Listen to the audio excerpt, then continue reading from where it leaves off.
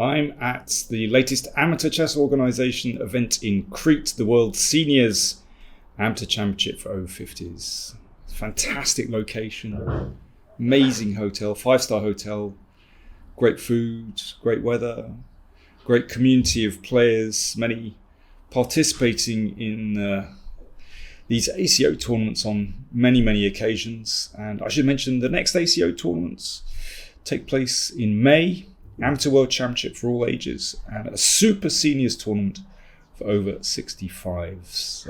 I'll give the link to the ACO website down below. So there are 3 Grandmaster coaches in attendance at these events. Zigord Slanka from Latvia, Spiridon Skembris from Greece, and myself. And we're here giving lectures and coaching, simultaneous displays, and we've each nominated a game for a special prize, and I'm showing you all 3 games in separate videos. So I should stress these games are played by amateurs, and we're certainly not demanding perfection, but it's all about the spirit in which these games are played. So this game was nominated by Spiridon Skembris, and the winner is Lars Haugen from Norway, and his opponent is Rene Tueckmantel from Germany. And this is really wild. E4 from Lars. Now, he is a very well prepared player, and he's quite prepared to go in for these really sharp open Sicilians. So it's a Khan variation, and knight f6 and knight c3, and Rene plays bishop b4, which is, quite a testing move. I mean, one can play, for example, with queen c7 and keep more options open, maybe just going into a kind of hedgehog position. But bishop b4 is a really testing move. And queen d3, so this is a very trendy line. Very often this queen is able to sweep over to g3 to put immediate pressure on black. So it's a very interesting continuation. And sometimes you can simply recapture the queen on c3 so that your pawns don't get damaged. You might recall that there was a World Championship game, 2014, between Carlsen and Anand, which went knight c6. Carlsen exchanged on c6, and they reached this endgame where Carlsen had a pretty pleasant advantage, but there was a spectacular blunder halfway through before the game resumed its course. But there's no need for black to play like that. Queen c7 was played in this game. I should also add that d5 is not a bad move, looking to liquidate the center. But queen c7 is a standard Khan move, which obviously prevents white from playing pawn to e5. And Lars, following his preparation, played a3. So provoking the exchange and inviting black to take on e4, and this is exactly what happened. Now, at first glance, you kind of think, well, hasn't black just won a pawn here? But Lars uncorked his preparation, and he played knight b5. Now, this is an amazing move. I must admit, I'm not very familiar with this position, and I'd never seen this particular trap before. In fact, this was played in a game between Nepomniachtchi and Svidler, and this is tremendously strong. The point is that if pawn takes knight, queen takes g7. Now remember, white is a piece down here. Bishop h6. So threatening the rook on f8, queen c5, defending the rook. So after this big exchange on f8, well, in fact, black is very comfortable with two minor pieces against the rook. But there's a sensational winning move here for white. It's really subtle. F3, an absolute stunner. It's incredible. The knight simply doesn't have a good square to go to. I mean, these squares, the knight can be taken, and if the knight comes back to d6, then it blocks the queen, so the rook can be taken. And the check just doesn't matter. It's incredible because that bishop covers the d2 square, so there's no checkmate. It's unbelievable. Fantastic move, f3. And Lars, of course, was aware of this. So Rene had to improvise. He obviously spotted that win and played queen c5. And queen takes g7. Queen takes f2 check. Okay, this is getting wild.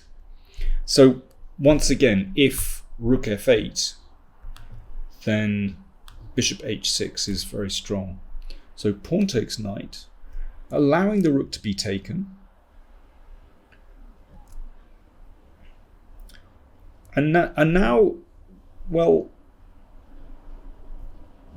you know, white is doing very well, but finishing this game off is not simple when there's this kind of complexity, with white's king running around in the middle of the board, black's king also not safe, and you can see that all of white's pieces on their starting blocks, just the queen and the attack.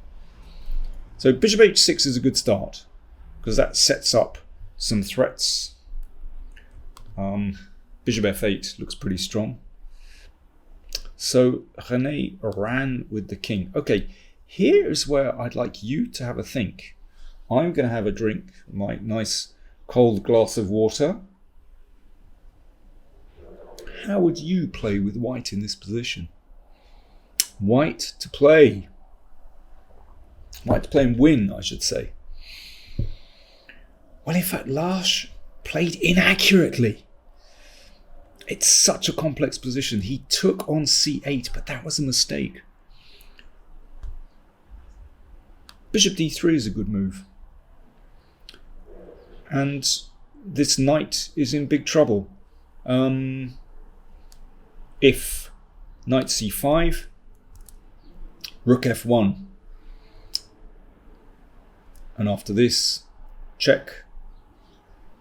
You can see the knight on c5 is going to drop. There we go. If that's taken, then white follows up with a rook and the queen will come in, and it's absolutely devastating.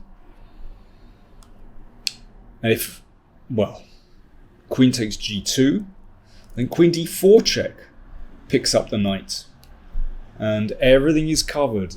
These bishops do an amazing job here, slicing across the board. So bishop d3 is a winning move. It's actually another winning move. There's a few winning moves. Bishop f8 check is very strong because after this, again, that knight is in trouble. Queen is now beautifully centralized, and white is a rook up. So those are winning continuations. But Lars played queen takes bishop, and now black, incredibly, is in with a chance. Remarkably, queen takes b2 holds for black, because if rook c1, queen check, and the king just has to acquiesce to the draw here, well, you can get flashy and give up a piece and try to avoid it, but it's still not good enough. Well, let me just show that continuation. This is mad, but I mean, there are no more checks at this end, but actually you can give this up, and this is still okay for black. Okay, this is a long and very complicated line. White is still a rook up, but basically that's going to end in perpetual check. But the point is this, that the king cannot escape this side, because here that's going to be mate. So queen takes b2 incredibly would have held the position, but instead knight c6 played, that returns the favour. Queen takes rook, and now it's different because you can see there are going to be no threats on a3.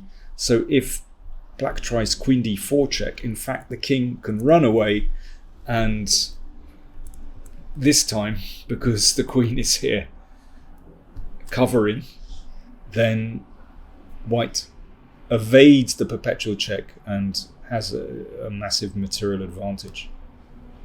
So the game went knight f2, king e1. Remember that rook is defended by the bishop on h6. Knight takes rook, queen f8 check, queen takes f7, and the queen covers f2, and yeah, it gets back into the game.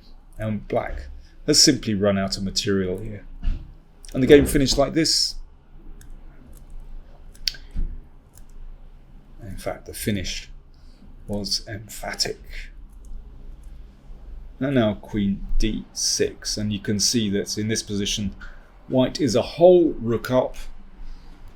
That's not in a very good position, and well, black is going to have to exchange queens because there are two mates threatened, so completely winning for white. So really interesting game, and well played to Lars, who knew his stuff incredibly well. In such games that are so complicated, so complex, I think there's always going to be a little bit of luck involved. But, well, fortune favours the brave. So congratulations to Lars Haugen.